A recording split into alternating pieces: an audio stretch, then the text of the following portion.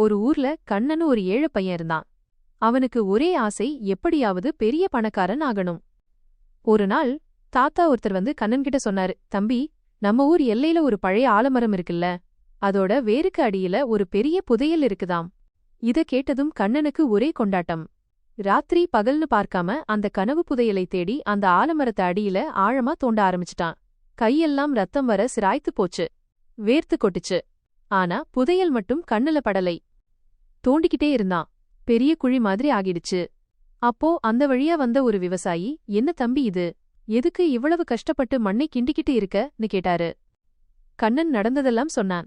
தாத்தா சொன்னாரு, புதையல் இங்கதான் இருக்குன்னு. விவசாயி சத்தம் போட்டு சிரிச்சிட்டு, அட பைத்தியக்காரா, நீ இவ்வளவு கஷ்டப்பட்டு தோண்டின இந்த குழி இருக்கே, இது உன் தோட்டத்துக்கு ஒரு பெரிய கிணறு வெட்டின மாதிரி. புதையலை தேடுறத விட்டுட்டு இதுல மழை தண்ணிய சேர்த்து வை, அது உனக்கு தங்கத்தை விட அதிக செல்வத்தை கொடுக்கும்னு சொன்னாரு. உடனே கண்ணனுக்கு ஞானம் வந்துச்சு. அந்த குழியில தண்ணிய சேமிச்சு அத வச்சு விவசாயம் செஞ்சான். சில வருஷத்திலேயே அவன் எதிர்பார்த்ததை விட பெரிய பணக்காரன் ஆகிட்டான். நீதி என்னன்னா, புதையல்னு எங்கேயோ தேட வேண்டாம். நம்மளோட உழைப்பும் கிடைக்கிற வாய்ப்பை சரியா பயன்படுத்திக்கிறதும் தான் உண்மையான புதையல்.